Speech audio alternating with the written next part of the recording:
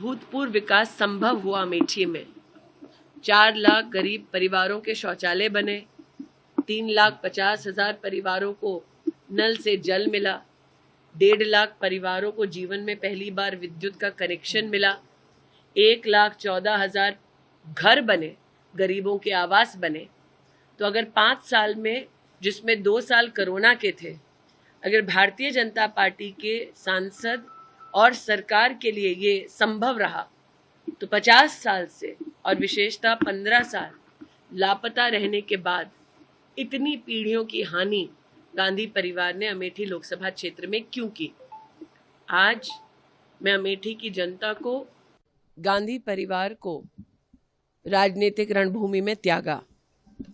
आज गांधी परिवार का अमेठी लोकसभा क्षेत्र से ना लड़ना इस बात का संकेत है कि प्रधानमंत्री मोदी जी के दिशा निर्देश में, उनके नेतृत्व में अमेठी में जो बहुमुखी विकास हुआ है, उस विकास के चलते आज अमेठी की जनता ये पूछ रही है कि अगर 5 साल भारतीय जनता पार्टी के सांसद द्वारा अभूतपूर्व विकास संभव हुआ अमेठी में, 4 लाख गरीब परिवारों के शौचालय बने, 3,50,000 परिवारों को नल से जल मिला, 1.5 लाख परिवारों को जीवन में पहली बार विद्युत का कनेक्शन मिला, 1,14,000 घर बने, गरीबों के आवास बने।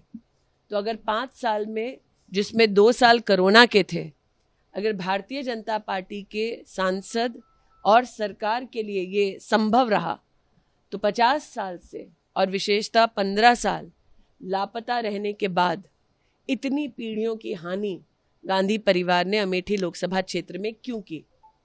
आज मैं अमेठी की जनता को नवसंकल्प विकास का इसके साथ आश्वस्त करना चाहती हूँ कि प्रधानमंत्री मोदी की सरकार पुनः बनने वाली है।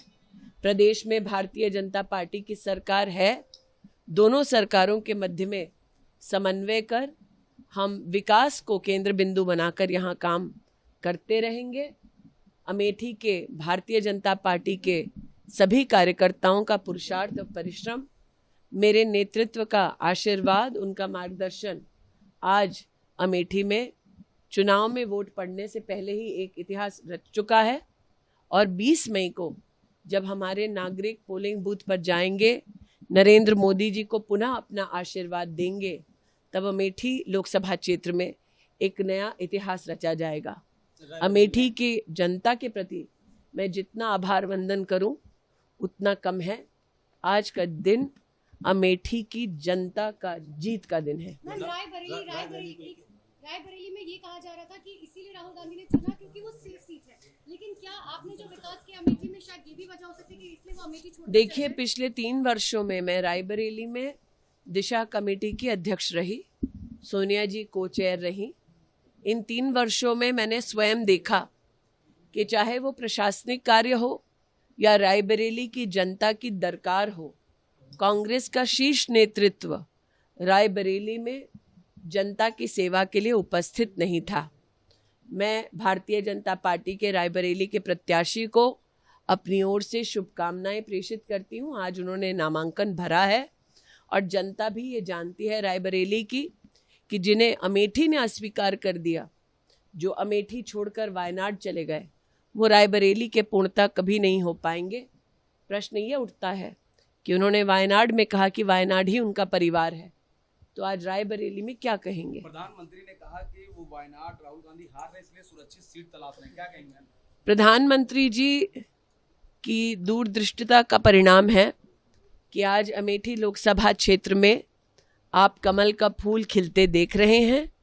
प्रधानमंत्री जी ने पहले से ही जनता को आगाह कर दिया था कि जैसे ही वायनाड में वोट पड़ जाएगा, उसके बाद राहुल जी रुख करेंगे एक नई सीट का। प्रधानमंत्री के शब्द साक्षात आपके सामने धरा पर इम्प्लीमेंट होते आप देख पा रहे हैं।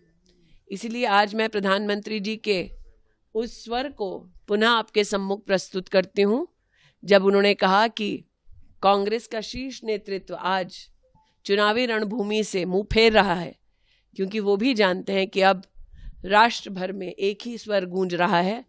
फिर एक बार केंद्र में मोदी की सरकार। स्मृति जी, क्योंकि अब प्रियंका गांधी ने कहा है कि जब तक चुनाव नहीं होते तब तक प्रियंका गांधी और वाड्रा जो है वो यहीं पर रहेंगे अमेठी में। मेहमानों का स्वागत है, हम लोग अतिथियों के स्वागत में कोई कसर छोड़ेंगे नहीं। इतना ही कह दूं कि अमेठी से गांधी परिवार का ना लड़ना इस बात का संकेत है कि कांग्रेस पार्टी चुनाव में एक वोट पड़ने से पहले ही अमेठी से अपना हार स्वीकार कर चुकी है, क्योंकि अगर उन्हें लगता कि यहाँ जीत की कोई भी गुंजाइश है तो वो यहाँ से लड़ते, अपने प्रॉक्सी को ना लड़ाते। Thank you.